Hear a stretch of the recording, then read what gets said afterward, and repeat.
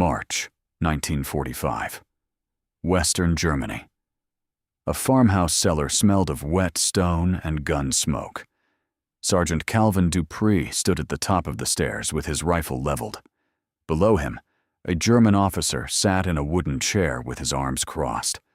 The man was not wounded. He was not cornered. He simply refused to move.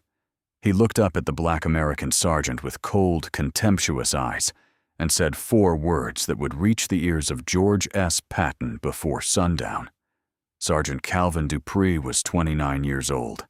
He came from the red clay roads of Macon, Georgia, a place that had taught him 2 things before he was 10 years old: how to work without complaint and how to survive the gaze of men who believed he was less than what he was.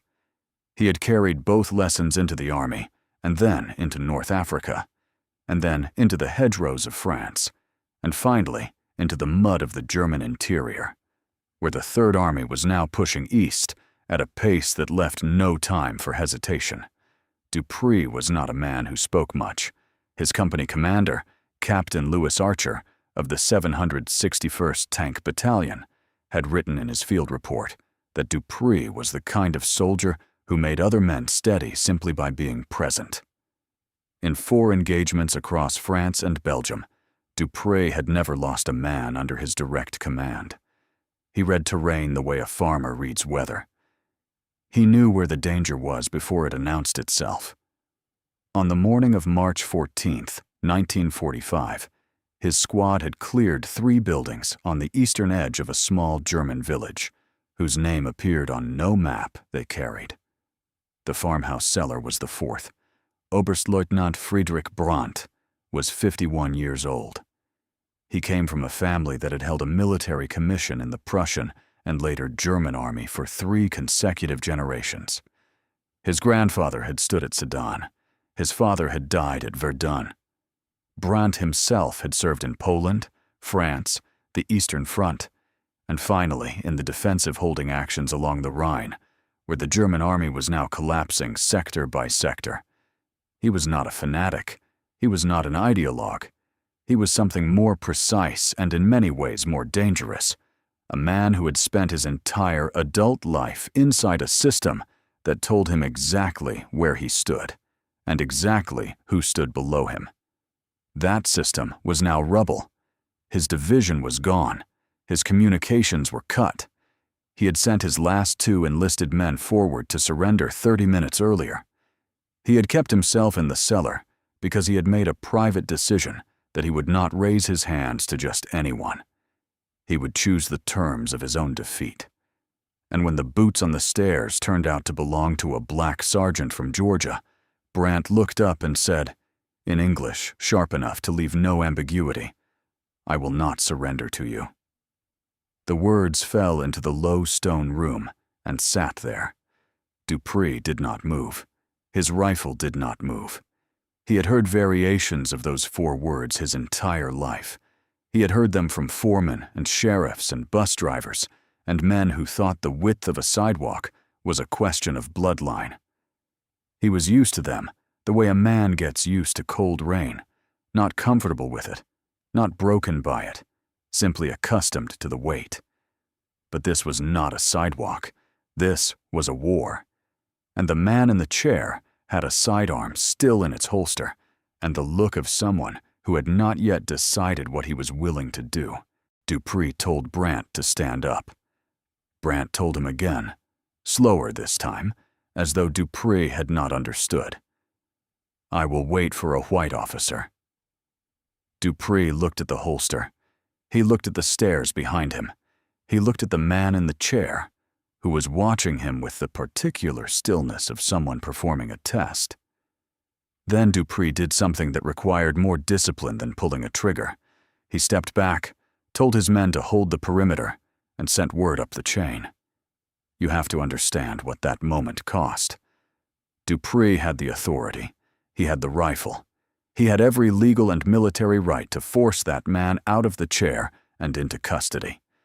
The easier thing, perhaps the human thing, would have been to end the standoff in that cellar, with no witnesses and no report. Instead, He walked up the stairs and sent a message to his captain. Because he understood, with the cold clarity of a man who had been navigating impossible situations since childhood, that what happened in that cellar was larger than him, larger than one German officer's contempt, and that it needed to be seen. The report moved fast. Captain Archer put it on the wire to battalion headquarters within 20 minutes. The language was precise. German officer, rank of Oberstleutnant, refuses to surrender to Negro sergeant, demands white officer, is armed, cellar of farmhouse, grid coordinates attached. The report climbed the chain. It reached division. It reached corps. It reached, within the hour, the forward headquarters of the Third Army, where General George S. Patton was standing over a map table with his helmet on and his ivory-handled revolvers at his hips, moving faster through Germany than anyone had thought possible. He read the report once. He set it down. He looked at his aide and said, "Get the jeep. Before we go any further into that cellar, before we get to what Patton said when he walked through that farmhouse door and what he made Friedrich Brandt do in front of every man in that village, make sure you subscribe.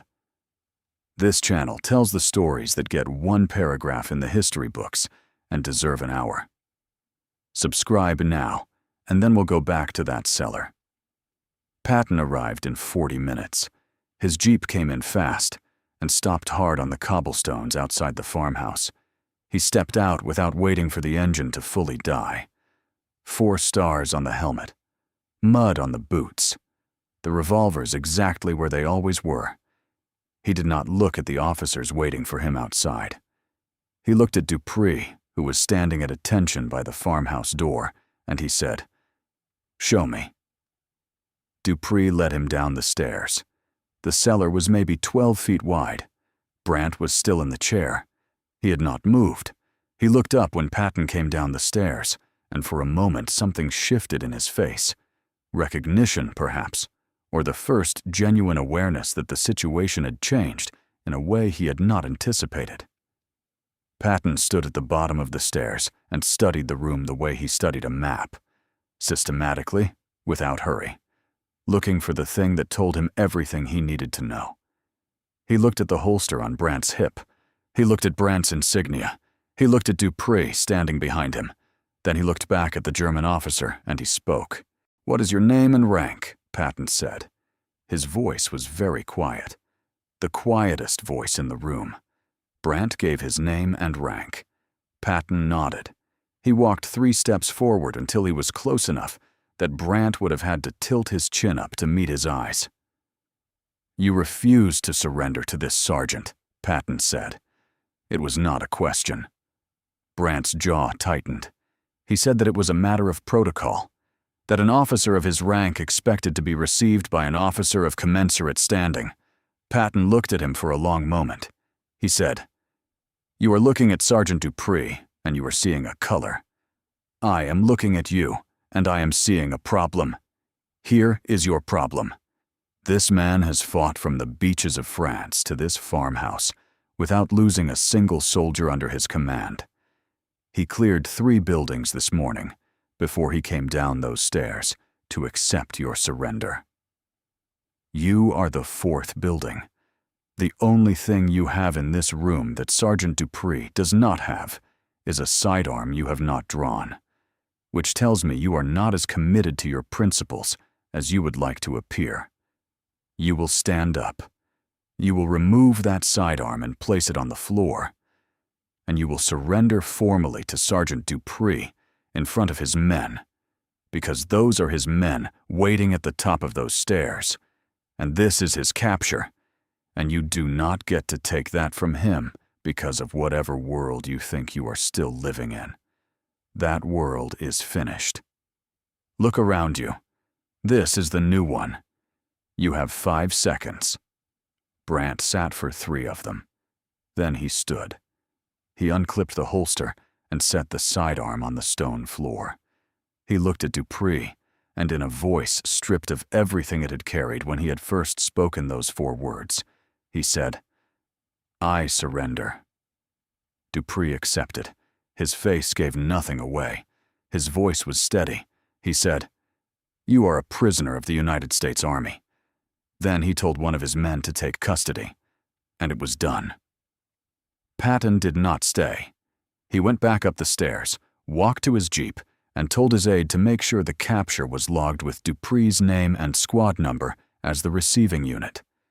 Then he said something that his aide, Lieutenant Harold Goss, would repeat for the rest of his life. "The Germans are fighting for a world that is already gone. The least we can do is make sure our men understand they are fighting for one that is not here yet." Sergeant Calvin Dupree returned to Macon, Georgia in September 1945. He went back to the same red clay roads. He found work as a mechanic. He married a woman named Dorothy in 1947 and raised 2 daughters and a son. He was never given the citation that Captain Archer recommended him for in March 1945. The paperwork was lost somewhere in the reprocessing of Third Army records after Patton's death in December of that year. Dupree did not speak publicly about the farmhouse cellar until 1971, when a journalist from a Georgia newspaper found him through a veterans organization and asked him about his service. He told the story plainly. When the journalist asked how it felt to have Patton fight that battle for him, Dupree was quiet. Then he said, "He didn't fight it for me. I was the one who walked down those stairs. He just made sure it counted." Friedrich Brandt was processed through the Allied prisoner of war system and held until early 1946. He was not charged with war crimes. He was released in early 1946 and returned to what remained of his family home near Hanover. A researcher who located him in the early 1960s reported that Brandt acknowledged the cellar incident briefly, describing it only as a misunderstanding born of the stress of defeat. He died in 1968. His obituary did not mention March 14, 1945, or the name of the man he had refused to look at. Patton never included the incident in his public statements. He was dead 9 months after it happened, killed in a road accident outside Mannheim in December 1945, before he had the chance to write the full memoir he had planned.